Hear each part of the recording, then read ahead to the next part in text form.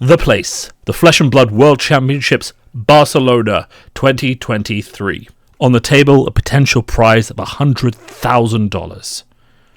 I'm Steelfur of Steelfur Speaks, and this is the tournament about how, at the highest levels of Flesh and Blood, one player was disqualified and another player was given a game loss, shaping the entire future of the World Championships and World Championship winners. For those of you not aware, the final winner of Worlds was potentially not even supposed to be in the top 8 and got there because one of the other players in contention was given a game loss for that round.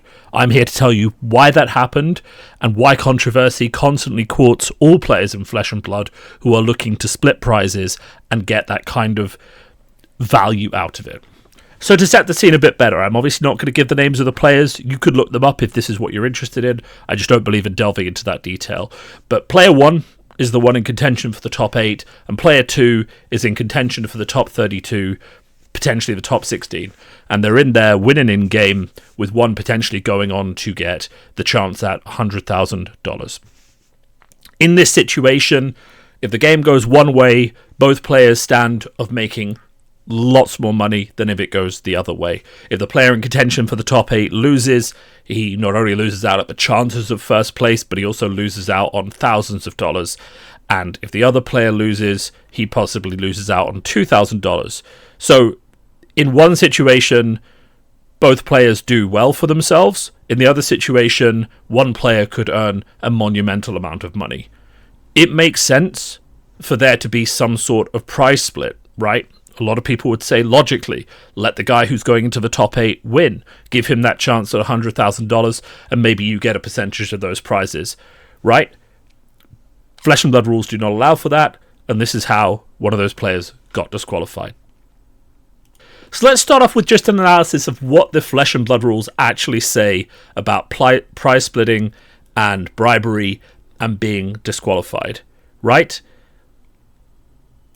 So, let's just start right at the core of it. Bribery. Players are not allowed to accept a reward or any other incentive in exchange for determining the result of the game or match, or anything that will influence an in-game decision. But, players are allowed to accept a prize split with their opponent provided it does not influence the result of the game or the match. A prize split does not have to be equal in value. Prize splits are facilitated by the players themselves, and tournament officials are not required to ensure that the prize split actually occurs, right? So they're insulating themselves from the risk that we agree a prize split and you don't deliver on your side of the bargain.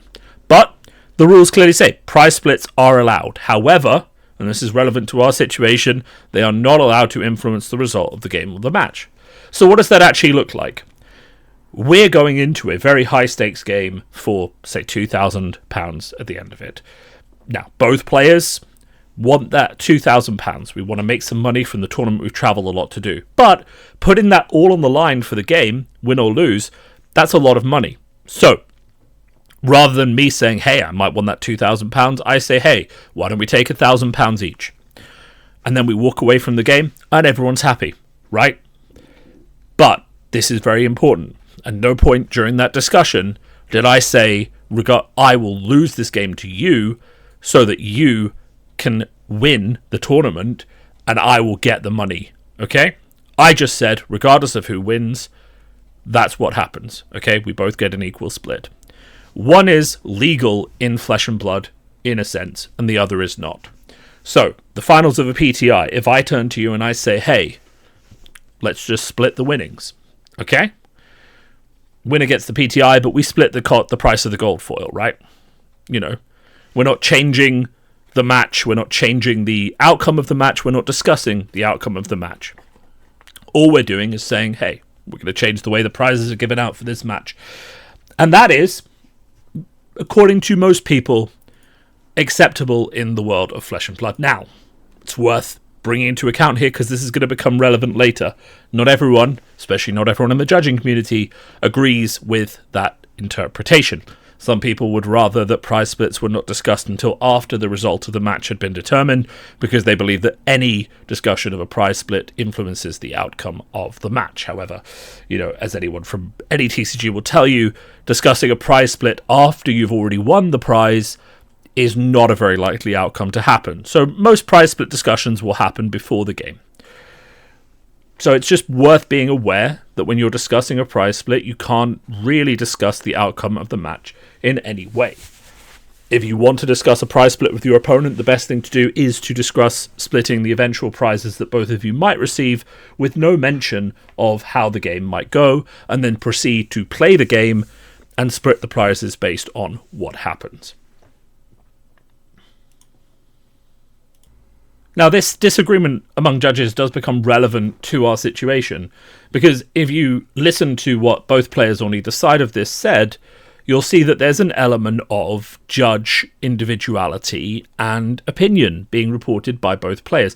Now, it's difficult to know exactly what happened, and LSS won't necessarily put out a statement on this.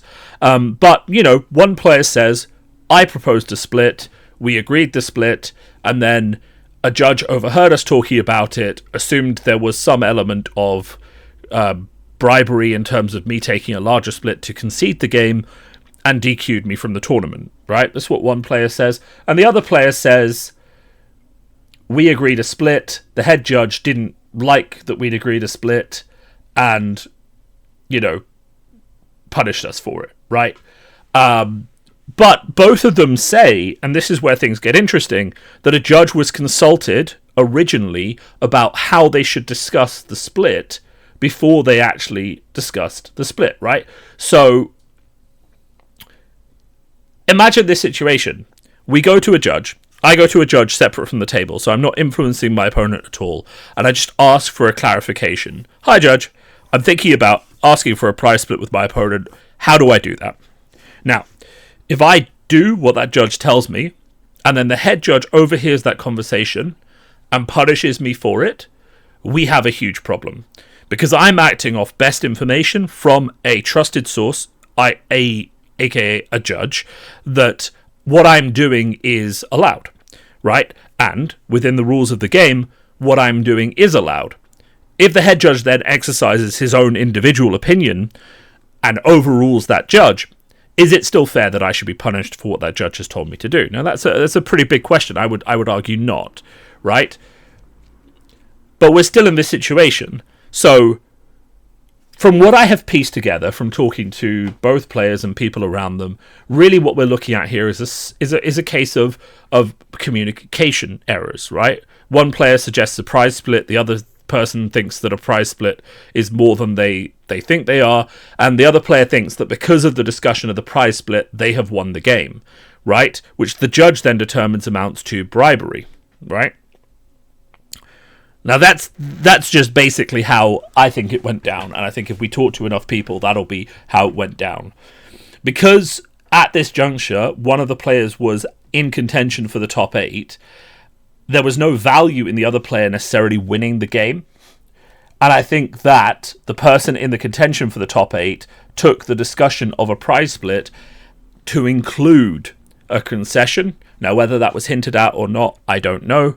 But then when the prize split discussion was agreed on, they turned around and they said that they had won the game, right? Without actually playing the game. And that's probably where the judges stepped in and said, well, you agreed a prize split, but if you agreed a concession, then we have a problem. And that's why the players were punished. So this is just important, right? Fab needs to codify exactly what happens in these situations. And I genuinely believe that Fab need to codify exactly what language is acceptable in these situations. Players are always going to want a prize split. Not every player wants to put everything on the line for the final game in a tournament, right? Especially when there's so much at risk for one player and not that much at risk for other players. So, if we're thinking about this situation, if Fab just said, the language you are allowed to use is, let's split the prizes for this game, and if you both agree, then you split the prizes. And just makes it clear, you're not allowed to discuss the outcome of the game, you still have to play the game, but you can split the prizes from the game. Now, if they said that, they made it clear to all their judges, that would be fine. But is this realistic? And I think this is what I come down to again and again and again. Is this realistic? We're in a situation where there's a lot of money given to people who do better at tournaments. And there's a lot of money, on the line in some of these games. If I'm sitting there and I'm having a discussion with someone who can make the top 8 of a tournament, and I can't, yes, we should play the game. Flesh and Blood definitely wants us to play the game. But obviously that person's going to want an easy win. I mean, they're going to ask to be, for the concession. The question is, what should we be allowing, I guess, is the thing. And I think that's still open to the community. I can understand the position of wanting people to play their games. That makes perfect sense. I can also understand the position of the person who would like their opponent not to, to give them a free win or give them an easy game. Right? I can understand both of those positions. I think we really just have to untangle this notion of creating a safe prize split versus bribing someone. But I think that a lot of this can be, handled in a sensible and practical way. Like, if you want to be sure that players aren't being bribed, tell people what language they're allowed to use. Maybe at a high level in professional tournaments, make sure a judge witnesses the discussion so that, the player can guarantee they're not being coerced. And then it's just a prize split, right? And everything else that happens after that happens. Ultimately, this whole situation comes down to bad communication between two players, but that communication being bad is aided by the fact that the, language that is, available to discuss these things is specifically limited, right? There is kind of like this safe and unsafe language to discuss a prize split, that if you use the right words in the right way, you can discuss it without, getting DQ'd. And if you say it the wrong way, you get DQ'd. And then there's a bit of ambiguity between what different judges think are the rules and should apply, with some judges saying the game has to be over because otherwise it will always influence the results of the game, and other judges saying they just can't talk about what happens and they still have to play the game, but they can still offer to split the prizes, which is what the rules say. But this sort of ambiguity can't be allowed to exist because, and it becomes very, very important, FAB is becoming a more and more international game. We are seeing top games between top players at the highest level for a lot of money. And there's obviously, it's in human nature to work out the best deal for both players, to arrange splits every now and then, And a lot of people are playing for win and ins, so they're not going to agree a prize split, or they're not going to agree something along those lines. But if you're in a situation where one player absolutely cannot make the top 8 of a World Championships and the other player can, there's obviously going to be a discussion about what the best outcome of the game for both players is. And that is just true of all professional sports and games and all these kind of things. So I think it's really time for the rules to just get a lot clearer about what happens in those situations. I think it's time for the rules to give people a safety net where they can discuss things without being, at risk of being banned, or just ban prize splitting altogether, right? If you're not going to clarify and let people know what's safe and what isn't safe and make sure that judges apply it uniformly, then just remove it completely and just say, look, no discussion about prize splitting or concessions will be tolerated at tournaments except for personal reasons. Now, I mean, that just means that friends, people who have private discords and other ways of talking to each other will find a way to game the system and other people won't, right? So there is a reason that these conversations should exist. This is kind of comes back to the whole point that we're talking about, that as long as the rules aren't clear and laid down and there isn't a clear way for these things to resolve themselves within the rules of the law, then all will happen is that there's a group of people who do it behind closed doors and have ways of working around it. And you have the other people who aren't doing that and are just playing, with strict adherence to the rules, who are losing out, right? Which is why it comes back to this idea that we need a consistent understanding of what is and isn't allowed. Okay? I'll end with the note that it was really tragic that both of these players lost out on, we will say, what they were entitled to based on how well they had been playing that weekend. I'll say it's also a shame that one of them got DQ'd. For those that don't know, when you get DQ'd, you lose your prize money as well as the PTI and anything else you earned. So that player, after playing through 14 rounds and making it within a stone's throw of the top 8 of the World Championships, lost a lot of money and, everything, just due to, I would argue, a miscommunication error. Now, I mean, this is just taking the opinion from both of those players. If LSS come out and clarify and say, no, he just went to his opponent and said, I'll concede if you give me X amount of money, then obviously we'll rephrase this and we'll have to have a look at it in a different way. But, I know at least one of the players involved is a fairly stand-up guy. So the idea that he's gone out of his way to do something nefarious or manipulate things instead of just, approaching this in a proper way, would strike me as kind of odd. So I'm kind of just leaving this out there, that I think this has kind of highlighted yet again that, especially at the professional level, we need more clarity on what is allowed. And, it's hard to know who to believe, because if we believe the players and the judges disagreed on what was acceptable, and because of that the players were punished, then LSS has a big problem. If we believe that the players said something that, obviously hasn't been communicated here and 100% agreed a concession in exchange for a different prize split, then they're obviously in the wrong according to the rules of the game. So there's a lot of still ambiguity here, but I think what it comes down to in the end is it's kind of highlighting an issue with, human nature is going to tend to want prize splits and to work out that kind of thing. In these sort of heavily polarized matches where one person can make the top 8 and the other person can't. And I think it's just important for the rules to actually create a space that lets people do that within the bounds of the rules, or just outright bans it completely. You can say prize splits aren't allowed because they will always influence the results of the game. Now, they'll still happen, but you can say they're not allowed, and then players will know that they just shouldn't talk about it at all.